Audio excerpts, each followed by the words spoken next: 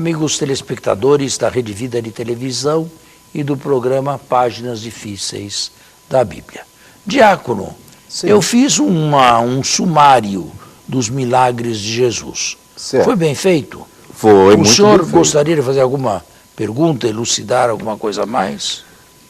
Não, a gente fica com gostinho de quero mais porque esse tema é muito cativante, muito gostoso, né, de refletir, mas nós temos que partir para outro tema já. Bom, eu digo o seguinte, que Jesus tenha tido uma fama histórica de taumaturgo e de exorcista, não tenha dúvida alguma. Quanto aos exorcismos que eu não falei, sim, também é a mesma coisa, eu diria. Existem exorcismos que são estandartizados, estão estratificados e não dá para ir além.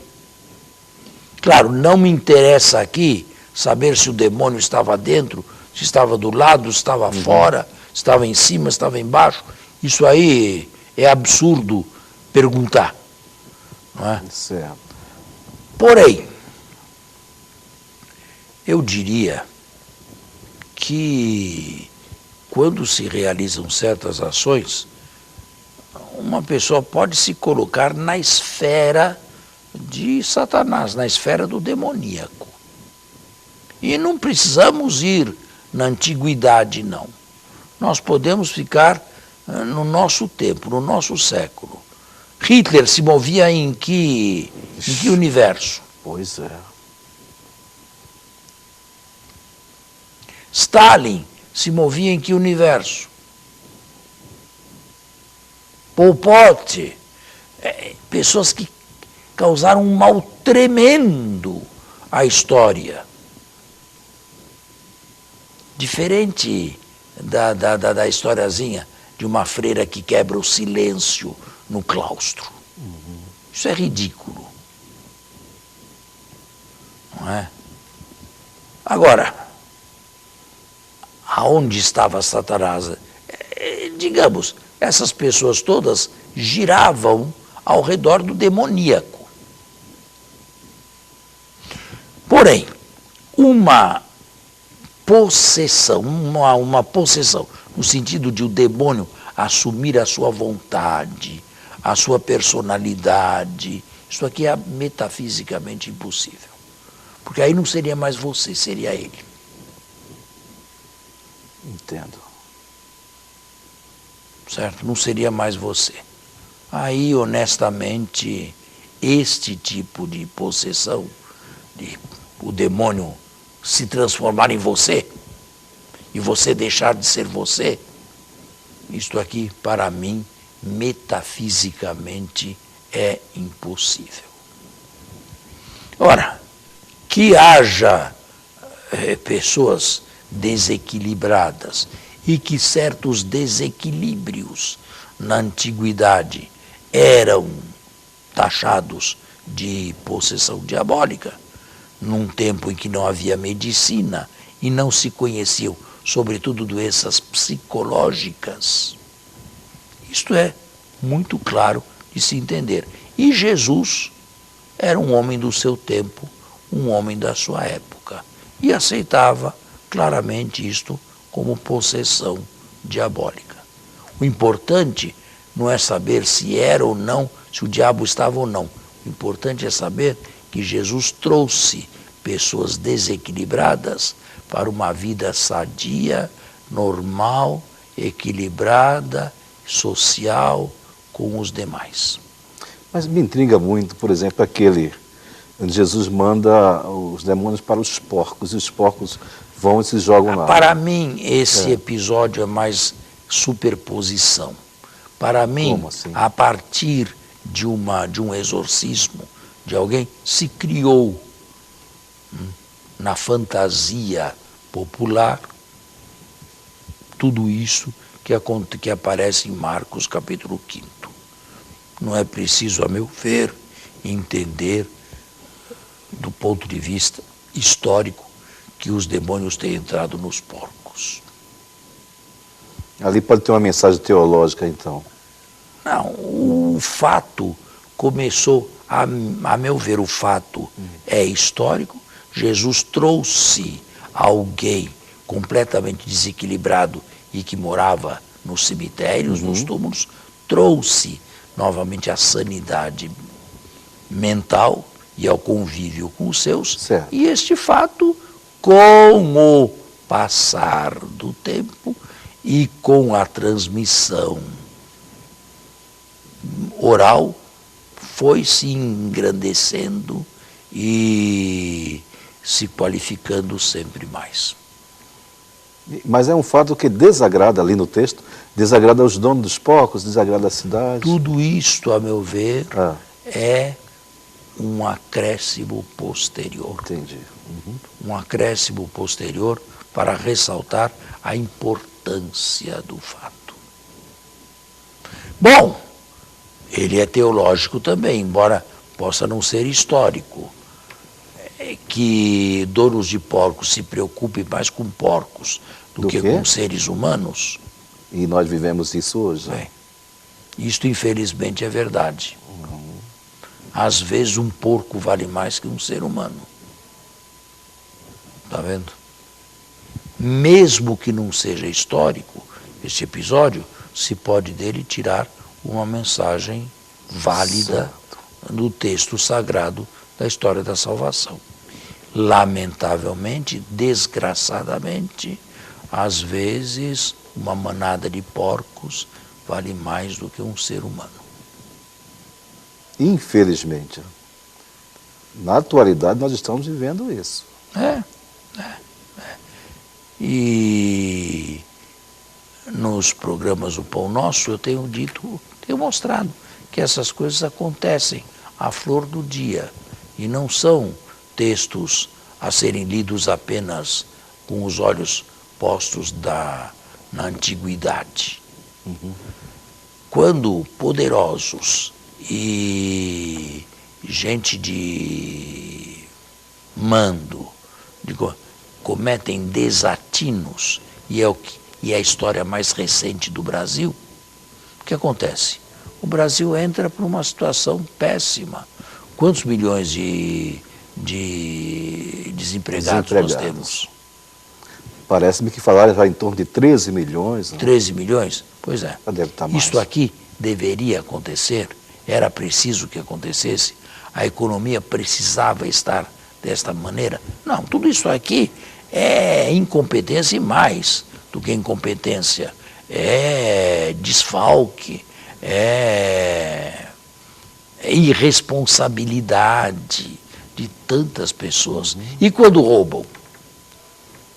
E são milhões, e são bilhões. Bilhões atualmente. E quando esse dinheiro vai para a Suíça, ou vai para paraísos fiscais? Está aí, está a situação.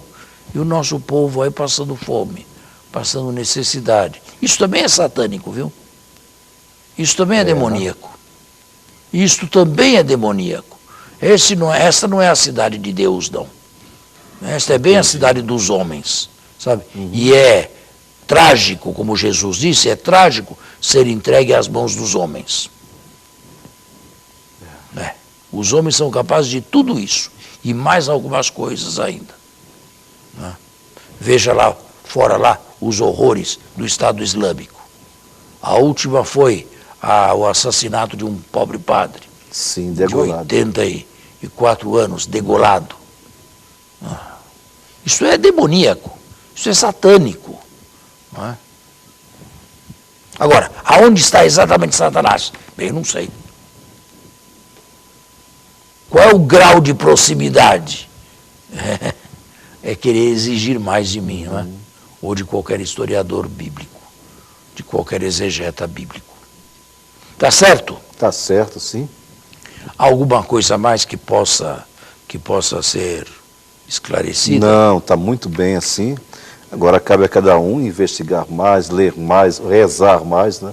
E procurar pontuar esse universo aí, mas e ficar com o que é bom, né? Ficar com o que é bom, que é o amor de Deus, na pessoa de Jesus, isso é o mais importante para nossas vidas.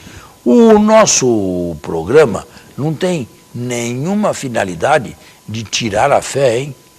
Pelo contrário, Pelo de contrário. esclarecer a fé, de esclarecer o ato de fé. E fazer com que a leitura da Bíblia seja uma leitura não só utilitária, mas gostosa, agradável. E ler a Bíblia por achar agradável a leitura.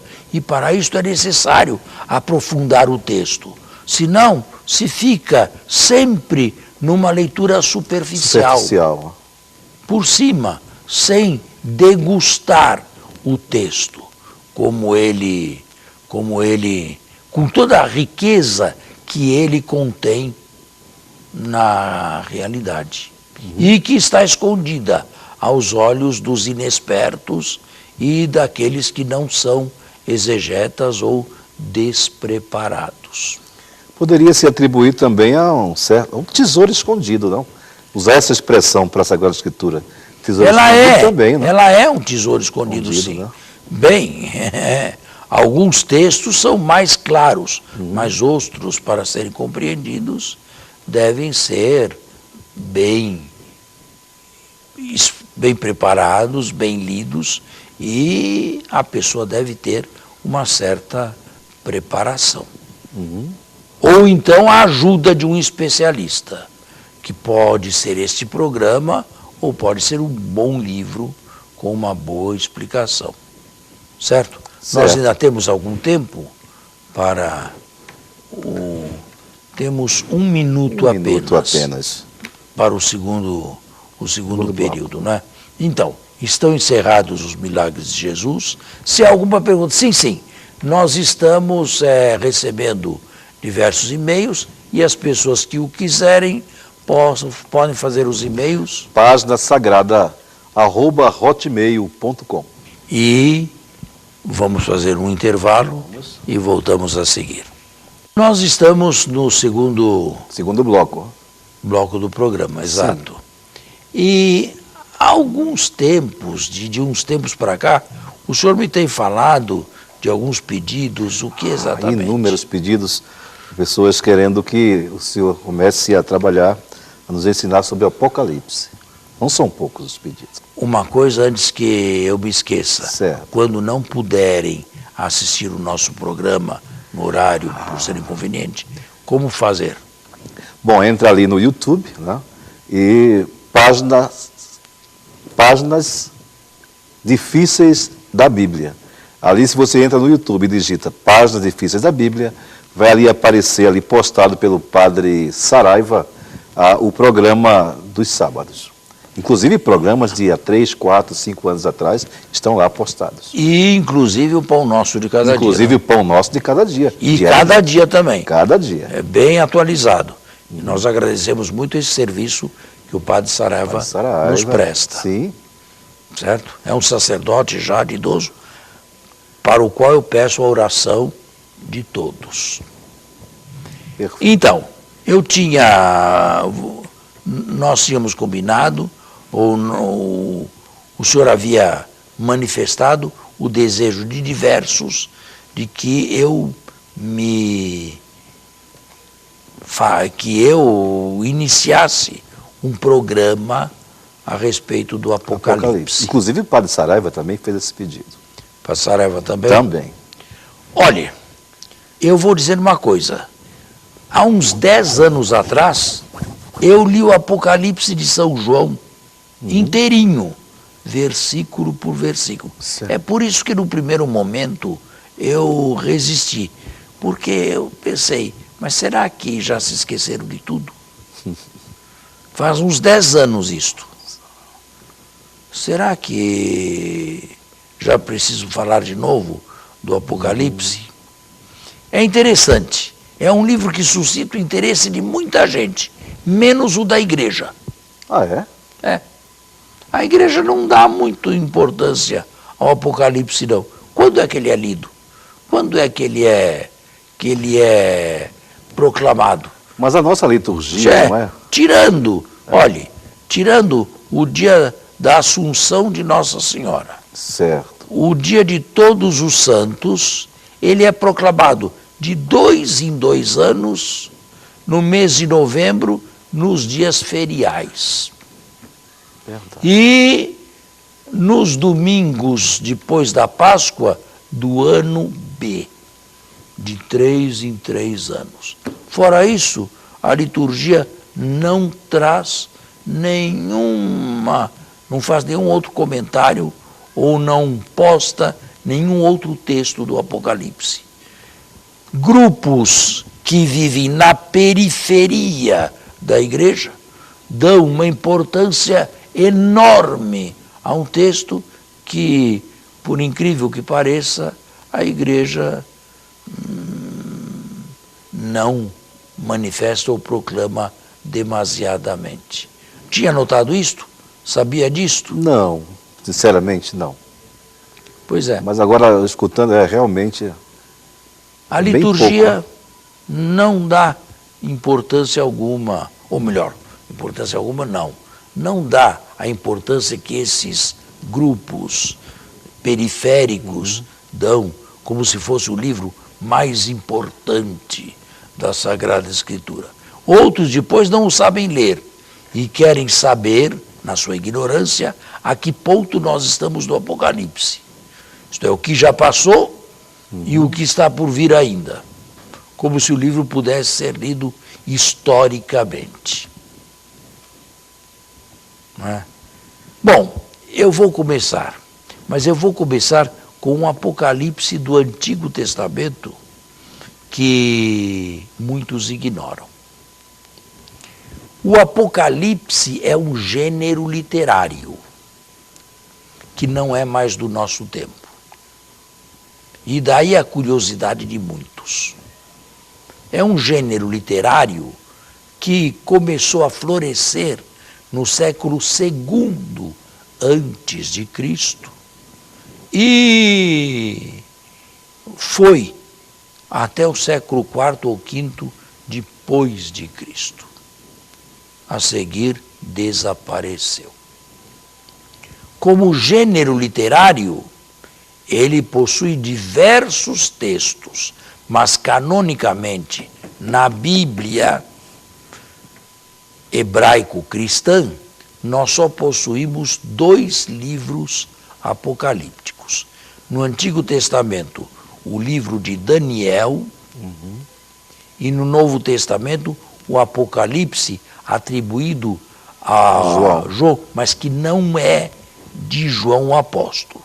É de um presbítero chamado João, de quem não sabemos absolutamente nada. É novidade para mim. Não é João apóstolo de jeito nenhum, nem o discípulo amado. Bem, fora esses 2 livros, nós temos alguns capítulos apocalípticos em alguns profetas, como, por exemplo, Isaías, de 24 a 27 e de 30 a 32, se não me falha a memória. Nos evangelhos, nós temos pequenos apocalipses atribuídos a Jesus. Por exemplo, Marcos capítulo 13, quando Jesus fala do final da destruição de Jerusalém, do final dos tempos, é o gênero apocalíptico. Portanto, ele existe também em outros livros, só que apocalípticos do início ao fim são apenas o livro de Daniel, escrito no século II a.C., por volta de 160 a.C., e o último livro bíblico do Novo Testamento, que foi escrito por volta de 97 ou 100 da nossa era, época do imperador Vespasiano. Bom, comecemos com Daniel. Certo. Só que nós temos que colocar o texto no seu contexto. O contexto histórico do livro de Daniel era a Palestina do século II a.C., dividida entre os Lágidas do Egito e os Seleucidas de Antioquia. Até 198, pertencendo aos Lágidas do Egito, e a partir de então aos Seleucidas de Antioquia, até receber uma independência fugaz em 141 antes de Cristo. Portanto, estamos aí numa cultura grega, é isso? Estamos bem numa cultura helenista. Certo. Bem helenista. O livro de Daniel foi escrito, é o único livro do Antigo Testamento escrito em 3 línguas. O capítulo 1 foi escrito em hebraico. A partir do capítulo 2, veja aqui, versículo 4. Os caldeus responderam ao rei. Cadê aqui? O rei em aramaico. A partir daí começa o texto aramaico, até o final do capítulo 7. Interessante. Até o final do capítulo 7, o texto é em aramaico. E depois? Depois, os outros capítulos voltam a ser hebraicos. Porém, nós temos partes, o capítulo 3, do versículo 24 ao final, é grego. E está aqui escrito em outros caracteres. Está vendo? Complicado isso, não? Realmente 3? 3 línguas, olha aí. A oração de Daniel, a oração dos 3 jovens na fornalha, até aqui. Aqui se retoma novamente o texto aramaico. Por isso não se encontra em algumas Bíblias. Não, porque o texto grego é deuterocanônico e não se encontra nas Bíblias não católicas, nem na Bíblia hebraica. O texto grego está no capítulo 3, de 24 a 90. Aqui o último versículo, qual é? Aqui está aqui o 90. Isso. Aí termina. Volta ao aramaico. E depois está nos capítulos 13 e 14, que são os 2 capítulos finais. Susana, é aquele que fala de Susana. A casta Susana, e o capítulo 14, Daniel e o dragão, Bel. Esses textos foram escritos em grego. Portanto, nós temos partes hebraicas, partes aramaicas e partes gregas. A parte grega, que está no capítulo 3, 24 a 90, e depois nos 2 últimos capítulos finais, faz parte do texto deuterocanônico. As Bíblias protestantes não trazem, e nem a Bíblia hebraica. Entendo. Certo? É o único livro escrito nas 3 línguas. Agora, a pergunta, por que um livro escrito em 3 línguas? Pois é, essa é a pergunta que eu ia fazer. Um autor só não pode ser, né? Algum autor escreveu numa língua e outros escreveram em outra língua. O texto foi primitivamente escrito numa língua e depois traduzido em outra, pelo menos em parte. As possibilidades são múltiplas, mas nós não temos como resolver o enigma. E o nosso tempo está esgotado. Muito rápido. O resto fica para a semana que vem. Muito obrigado. Até o próximo sábado, com a bênção, a graça de Deus. Enquanto isso, vá pesquisando e vá lendo Daniel, o Apocalipse.